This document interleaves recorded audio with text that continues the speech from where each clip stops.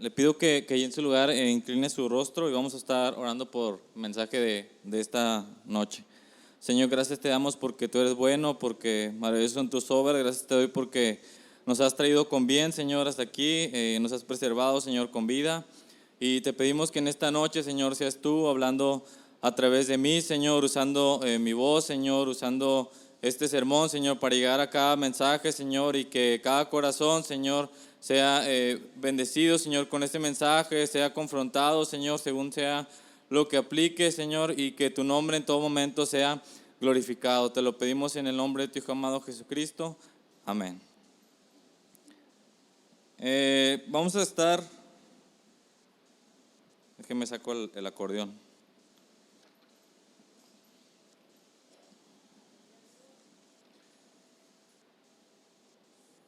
Hay un dicho muy popular que dice, hijo de tigre, ¿qué dice? ¿Hijo de tigre qué? Hijo de tigre pintito. Yo así le puse este sermón, pero en lugar de ponerle pintito así tal cual, yo lo usé como pregunta, hijo de tigre pintito. Y le voy a explicar por qué. No, Yasmín me cuestionaba y me decía, ¿por qué la vas a poner así? Y dije, bueno, porque voy a hablar de padres y sus hijos y que esos hijos no salieron tan pintitos como el padre que era tigre. Vamos a hablar de tres. Vamos a hablar de tres reyes, hermano. En mi lectura diaria o casi diaria, porque a veces no es tan de a diario que lo hago, he estado leyendo pues, el libro de Samuel, los dos libros de Reyes, los dos libros de Crónicas. Y si usted ya lo ha leído, usted se puede dar cuenta cómo ha sido el comportamiento de todos los reyes. Casi se va como que uno bueno, uno malo, uno bueno, uno malo, dos buenos, cuatro malos. Y así se va entre campechaneando, se podría decir, pero solamente mostrando, la mayoría de ellos mostrando un corazón malvado y perverso ante Dios y todo lo que tenía que ver con la relación con Dios. Y vamos a ver tres reyes y vamos a centrarnos en dos de ellos. El primero de ellos es Acaz, el segundo es Ezequías y el último es Manasés. Estos tres son tres reyes continuos y son tres generaciones. Y usted y yo vamos a ver diferencias, sobre todo entre Acaz y Ezequías, porque Manasés era muy similar a lo que fue Acaz. Y vamos a estar viendo cómo es que ellos reaccionaron a cuatro preguntas y cuál fue su final, cuál fue su destino. Y el propósito, hermanos, que estas mismas preguntas que vamos a estar viendo para analizar tanto al rey Acaz como al rey Ezequías, que usted también se las haga a usted mismo y que en esta noche todos juntos podamos hacer un análisis de nuestro corazón y ver si nuestro corazón se asemeja más al corazón de Acaz, aunque hizo cosas muy abominables. En el interior muchas veces somos muy similares a Acaz o tenemos muchos rasgos del rey Acaz, o si estamos buscando y fomentando un corazón que sea más como Ezequías. Y vamos a ver, hermano, que sin lugar a dudas, aunque el Señor nos ha llamado como padres a instruir a nuestros hijos, depende de cada uno de nosotros el fruto de la relación que tengamos con nuestro Dios. Y lo vamos a ver aquí. Primero vamos a ver, la primera pregunta es, ¿dónde está su corazón, su atención, su deleite? Primero hágase usted esa pregunta. ¿Dónde está su corazón? ¿Dónde está su atención? ¿Dónde está su deleite? Ahora vamos a ver Segunda de Crónicas, capítulo 28, versículos 1, 2 y 4. Segunda de Crónicas, capítulo 28.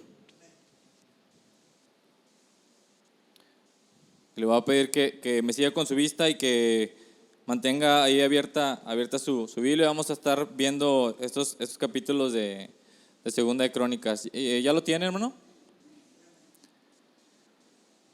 Dice el versículo 1, 2 y de ahí me voy a brincar al 4. Dice acerca de Acaz.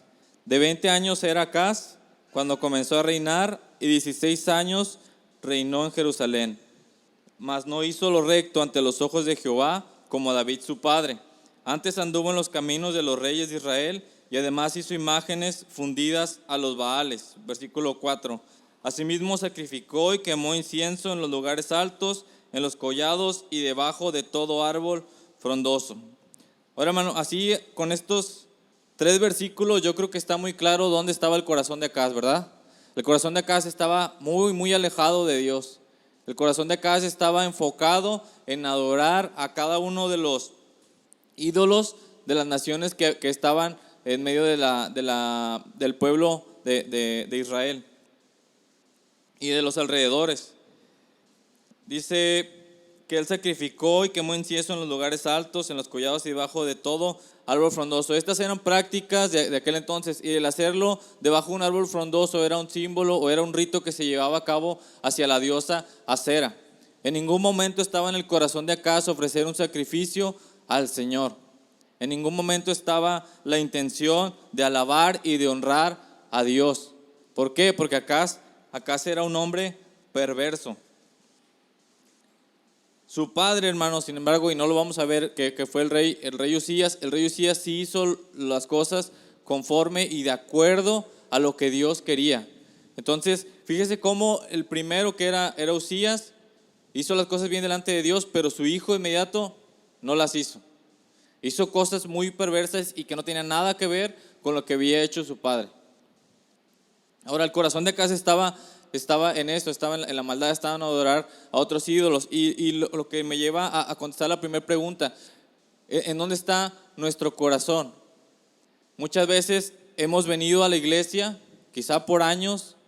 Yo les compartí hace tiempo mi testimonio. Yo vine por años a la iglesia, pero mi corazón no estaba en alabar a Dios. Mi corazón no estaba realmente en glorificar al Señor. Mi corazón no estaba en llevar una vida agradable delante de Dios. Mi corazón estaba en 1,000 cosas: en tocar mejor, en que me fuera bien en mis partidos de fútbol, en 1,000 cosas, sin cosas vanas, pero no era estar o ser una persona agradable ante los ojos de Dios, ni ofrecer un sacrificio agradable ante el Señor. Y le estoy hablando de que yo he estado en la iglesia toda mi vida. Muchas veces nosotros tenemos un corazón así, hermano. Y es necesario que seamos honestos y que seamos sinceros respecto a nuestro análisis personal. ¿Nuestro corazón realmente está buscando dar un sacrificio al Señor? ¿O solamente nos dignamos a venir a las reuniones, a cantar, a aplaudir y nada más son ritos? Pero en nuestro corazón, en nuestro interior y allá afuera seguimos alabando a nuestros propios dioses. El pastor Miguel Núñez hacía un comentario y él decía: posiblemente nuestros dioses, los dioses de hoy en día o que tenemos hoy en día, los ídolos que tenemos hoy en día son más sofisticados que los de antes. Es decir, usted y yo muchas veces, aunque venimos a la iglesia y que tenemos nuestros propios ídolos en lo oculto, no tenemos una diosa Acera, ni nos vamos debajo de los árboles de aquí de enfrente a ofrecer culto o un sacrificio, ni pasamos a nuestros hijos por el fuego, como vamos a ver más adelante que también hizo Acaz. Nuestros ídolos han evolucionado y hoy en día muchas veces nuestros ídolos son nuestros propios intereses. Es decir, preferimos tener tiempo de estar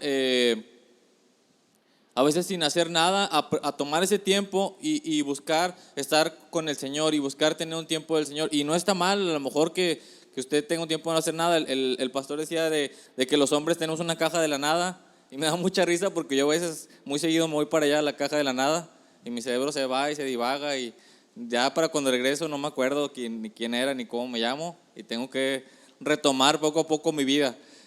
Pero no está mal que usted tenga a lo mejor tiempo de ocio. El problema es cuando son puros tiempos de ocio, son puros tiempos de estar con la familia, son puros tiempos de estar en muchas cosas, pero para Dios no hay tiempo. Ese es el problema. Y si eso está pasando en nuestra vida, nos tenemos que dar cuenta que en nuestro corazón no está en agradar al Señor. Porque si lo estuviera, estaremos buscando su palabra y ver qué es lo que me falta por perfeccionar. Porque yo creo que aquí en la tierra no habrá una persona que llegue a la estatura de Jesucristo. Y mientras no hayamos llegado a la estatura de Jesucristo, a la estatura de varón perfecto, nosotros tenemos mucho trabajo que hacer. No hay un solo día en que podamos decir, bueno, hoy ya le avancé bastante a hacer más conforme a lo que Dios quiere, yo creo que ya estoy muy cerca de ser como Cristo, yo creo que hoy sí me la tomo como libre.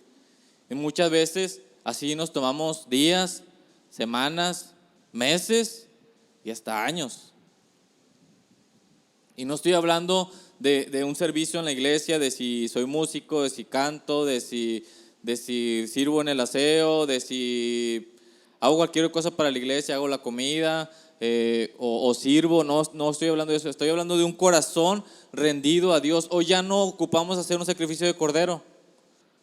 Hoy el Señor nos ha demandado, como dicen Romanos, de que seamos un sacrificio vivo, un sacrificio constante delante de Dios. Y muchas veces nosotros nos hemos pasado sacrificándonos, pero por satisfacer a nuestros propios ídolos. Ahí estaba el corazón de Acaz, en alabar y en exaltar a los dioses que estaban alrededor de él, pero no a Jehová de los ejércitos, no al Dios de Israel. En cambio, Ezequías, ¿dónde estaba el corazón de Ezequías? Vaya ahí de vuelta a su hoja o vaya más adelante, en 2 de Crónicas 29, versículos 3 al 5 y el versículo 6. Le pido ahí que me siga con su vista. Dice así, 2 de Crónicas 3, 5 y 6. Dice, en el primer año de su reinado, en el mes primero, y está hablando de Ezequías, abrió las puertas de la casa de Jehová y la reparó. E hizo venir a los sacerdotes y levitas y los reunió en la plaza oriental y les dijo, oídme levitas, santificaos ahora y santificad la casa de Jehová, el Dios de vuestros padres, y sacad del santuario la inmundicia. Ahora, ¿dónde estaba el corazón de Ezequías? Sus primeras acciones, ¿cuáles fueron? Abrir las puertas de la casa de Jehová. En el corazón de Ezequías estaba el honrar a Dios. Su padre había cerrado las puertas. Su padre había establecido culto incluso dentro del mismo templo. Ya no hablamos de ofrecer un culto afuera, dentro del mismo templo. Y eso nos habla de que la inmundicia dentro de las congregaciones, dentro del pueblo de Dios, en la iglesia, no es algo nuevo. Hoy en día vemos cómo doctrina tras doctrina se está filtrando a la iglesia de Cristo y cada vez escuchamos doctrinas progresistas, muchas de ellas donde dice que Dios acepta a las personas aunque sean homosexuales, que Dios acepta a las personas aunque tengas un problema de alcohol, no pasa nada, tú ven así como si lo quieres dejar que viene y si no, ni modo. Y siendo que eso no es cierto, el evangelio de Dios nos habla de que cuando viene Cristo sí te acepta cualquiera que sea tu pecado. Seas homosexual, seas alcohólico, seas drogadicto, seas mujeriego, seas hasta un violador, un asesino, cualquier persona, cualquier pecado. No hay un pecado suficientemente grande que no cubra la gracia de Dios. Sí, Dios te acepta así, pero Él te va a cambiar. Él te va a poner un corazón nuevo que va a dar frutos nuevos y diferentes. Y la inmundicia se estaba metiendo se ha estado metiendo hasta la iglesia. Yo no sé si usted ha visto y son muy populares las doctrinas de la prosperidad, pero hoy en día, como le comentaba, ya no es tan preocupante la doctrina de la prosperidad. Hoy en día lo que está preocupando son estas nuevas doctrinas donde parece que están las puertas abiertas en el cielo para cualquier persona. Y no importa de qué manera vivas. Justo así estaba el pueblo de Dios, el templo del Señor, así estaba lleno de inmundicia. Y lo primero que hace Ezequías es busca sacarlo, porque la intención de Ezequías, el corazón de Ezequías, la atención de Ezequías estaba en las cosas de Dios. Y Ezequías hace muchas cosas. Si ustedes continúan leyendo capítulo 29, capítulo 30, capítulo 31, Ezequías continuó con esta labor de restaurar el orden, de restaurar la adoración al Señor. Incluso en el capítulo 31, versículo 21, no lo busque, dice, habla acerca de Ezequías y mire, dice, en todo cuanto emprendió en el servicio de la casa de Dios, Ezequías, de acuerdo con la ley y los mandamientos, buscó hacia Dios, lo hizo de todo corazón y fue prosperado. Porque en su corazón y su mente estaban en dar gloria a Dios. Y cuando usted y yo, nuestro corazón está en dar gloria a Dios, vamos a ser prosperados, no de una forma económica quizás, pero nuestra vida va a ser diferente. Nuestra vida va a ser completamente radical. ¿Dónde está su corazón, hermano? ¿Dónde está su atención principal? ¿Cuál es su enfoque principal? ¿Dónde está nuestro deleite? ¿En qué nos estamos deleitando? ¿Cuál es nuestro deleite? En una ocasión, mi mamá platica que en una ocasión una hermana le decía, oiga hermana, pero es que ¿por qué está faltando tanto a los cultos? No, es que mis hijos. Dice, bueno, voy a orar para que Dios le quite a sus hijos, porque significa que sus hijos le están estorbando para servir al Señor. Dice mi mamá que ella sintió como que la sacudieron, dijo, no, yo no quiero que me los quiten, es cierto. Y sí, digo yo, pues uno que culpa tenía, era un niño, ¿verdad? Pues no influía mucho en la decisión de ella, pero ella había puesto a sus hijos en primer lugar, por encima de Dios. Y ese mismo mensaje vino y recayó sobre mi vida también. ¿En qué lugar estoy poniendo yo a mi familia y a mi hija? ¿Lo estoy poniendo por encima de Dios, el que me lo dio, el que me dio mi esposa y el que me dio a mi hija? Si la estoy poniendo por encima, probablemente Dios necesite quitármelos para que yo entienda quién es primero. Yo no quiero llegar a ese punto. Es importante que todo el tiempo nos estemos cuestionando, hermanos, ¿dónde está nuestro corazón? ¿Dónde está nuestro deleite? La segunda pregunta, ¿qué está moldeando mis costumbres, mis acciones, mi personalidad, mi forma de hablar, cada aspecto de mi vida? ¿Qué es lo que está moldeando mi carácter y mi vida completa? ¿Qué es lo que estaba moldeando la vida de Acaz? Mire, versículo 3 del capítulo 28. Dice 2 Crónicas 28:3, dice, quemó también incienso, está hablando de Acaz, dice, quemó también incienso en el valle de los hijos de Hinnom, e hizo pasar a sus hijos por fuego, conforme a las abominaciones de ¿qué? De las naciones que Jehová había arrojado de la presencia de los hijos de Israel, conforme, hecho a la forma. Acaz estaba haciendo como las naciones que Dios había sacado. La intención de Dios de darle la tierra prometida sí era darle un regalo al pueblo de Israel, pero también era era exterminar esas naciones que habían hecho una abominación muy grande delante de Dios. Y sin embargo usted va a ver la historia no solamente de acá, de muchos reyes que parecía que era la meta de ser como esas naciones. Y de Manasés se dice, y lo vamos a ver más adelante, muy rápido, Manasés se dice que incluso hizo mayor abominación que las naciones que habían estado antes. Parecía que era un concurso de ver quién hace las cosas más perversas y más abominables. Acá se estaba siendo moldeado por las naciones de su alrededor. Usted y yo, hermano, ¿cuánto tiempo pasamos en la iglesia? Si venimos a todos los servicios, martes, jueves y domingo, el domingo son 3 horas, si contamos la escuela dominical, son 3 horas y son 1 hora y media martes, 1 hora y media jueves, son 6 horas a la semana. 6 horas a la semana pasamos en la iglesia y en nuestro trabajo con nuestros compañeros, que muchos de ellos son perversos, son malvados, y en la televisión y en las pláticas de otras personas de cualquier cosa. Todo eso, hermano, es como una corriente que nos va queriendo moldear y hacer como ellos. La pregunta es, ¿usted y yo nos estamos dejando moldear por los demás, por el mundo, por las circunstancias?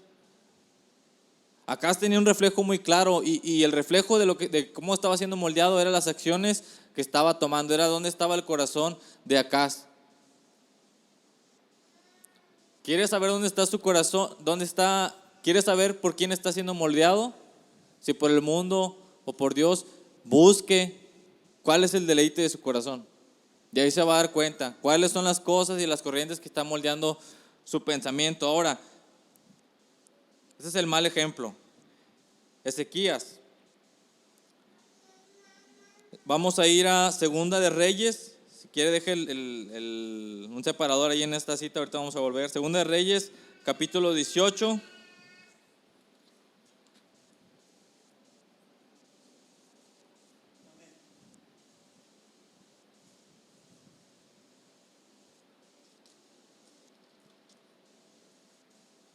Segunda de Reyes, capítulo 18, versículos 1 al 6.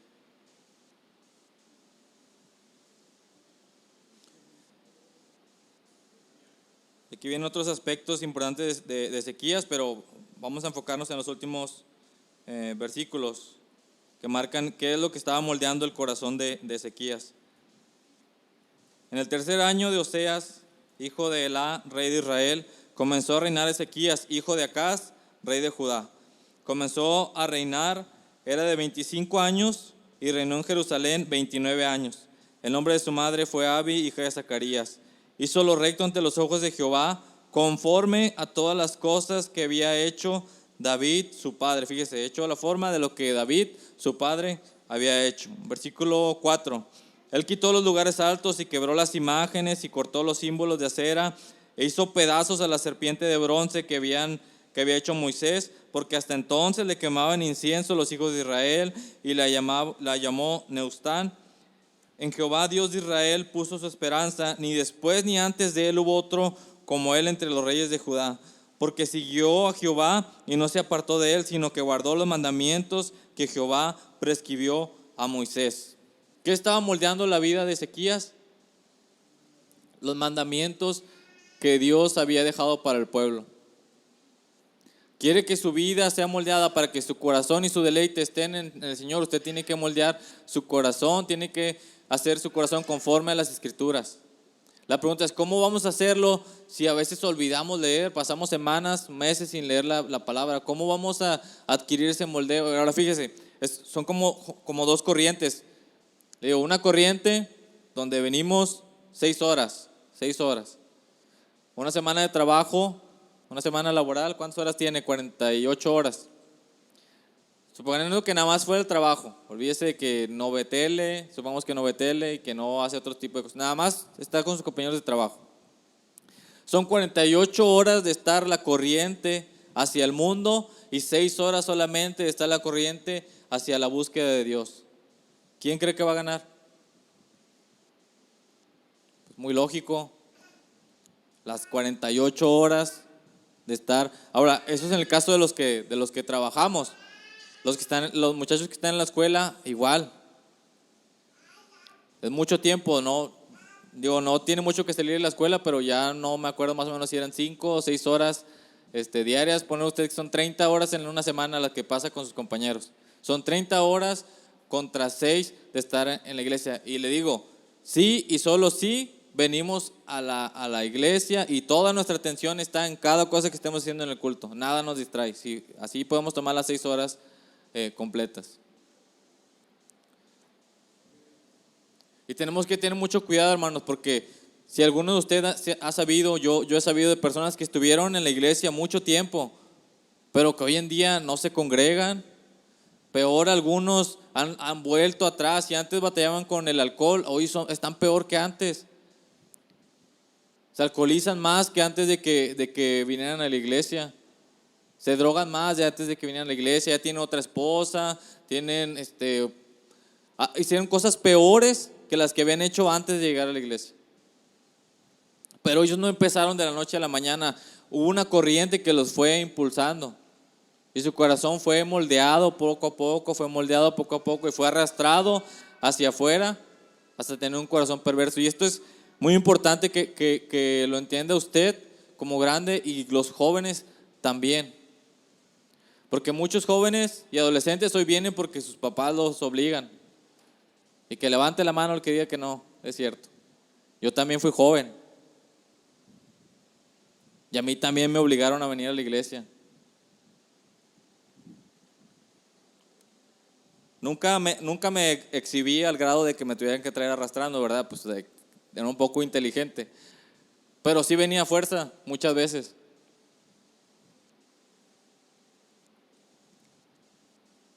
Y si nuestro corazón no ha sido